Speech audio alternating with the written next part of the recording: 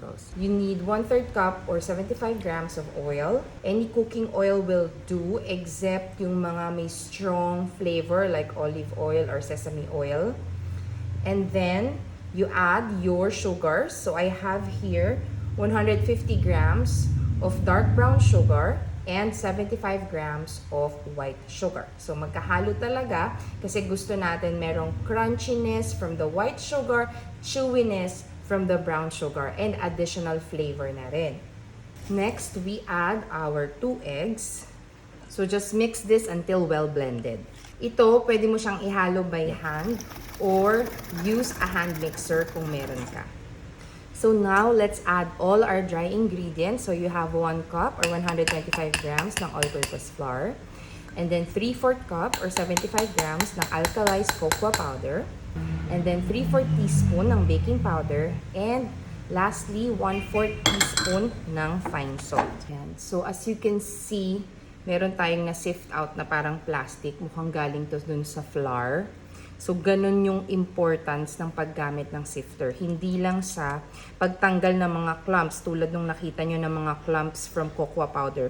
Pati minsan yung mga may foreign objects ka dyan na makukuha. Like itong plastic ng sako from the flour. So, very important ang pag-sift. Haluin nyo lang to hanggang maging half blended siya.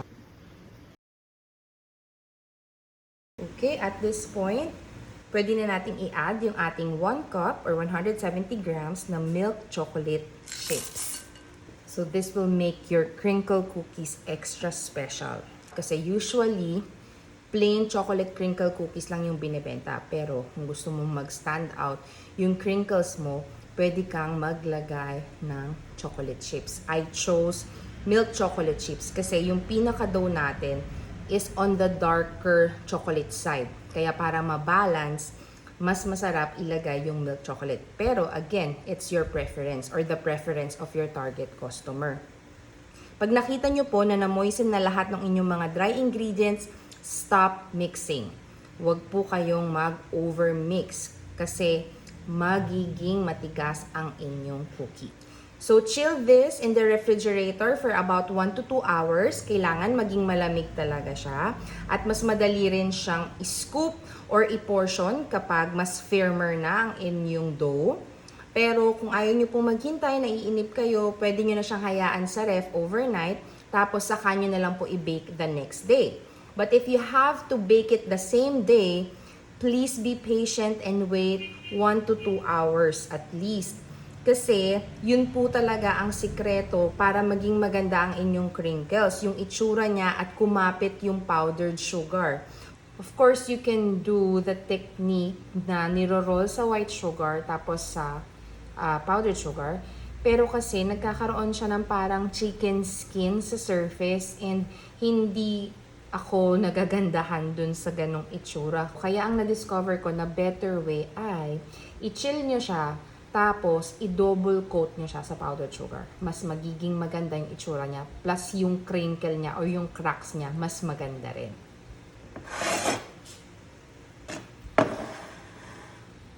So after chilling in the freezer for about an hour, ito na yung ating dough. So ngayon, i-portion na natin. Bawas na siya kasi nga nag-experiment ako sa pinaka-best way ng pag-roll sa powdered sugar. Okay? So you have to wait for about 15 minutes pagkagaling sa ref ng inyong dough kasi masyado pa siyang matigas at saka nyo siya ma-scoop.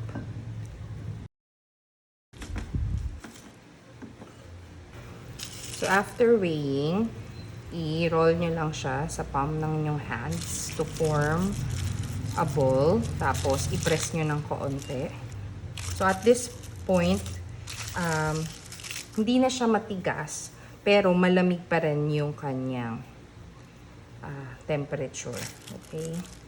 So yun yung gusto natin.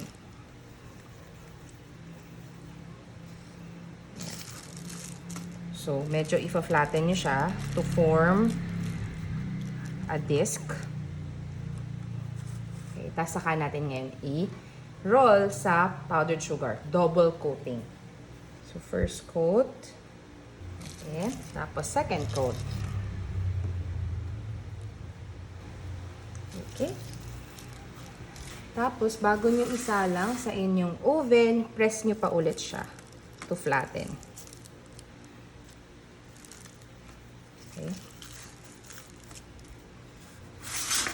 So, ito na ang ating finished product. So, as you can see, very pretty siya. Very demure yung pagkakaroon niya ng crinkles, which I personally like. Mainit-init pa po ito. This is about 15 minutes outside of the oven. Pero, tikman na natin. Tikman na natin. Okay? So, there you go. Ooh. Ooh. Look at that. Ang ganda. Diba? Very soft pa siya ngayon dahil bagong luto. Tapos, tikman natin. Oh, God. Harap.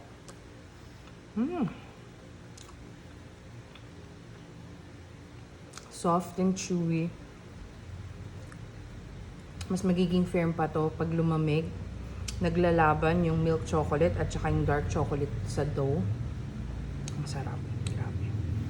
Ibang level tong crinkles na to. Hindi ito yung ordinary na crinkles na available sa market. Kaya mauna ka na sa pag-offer ng ganitong klase ng crinkles. Grabe. Ang harap.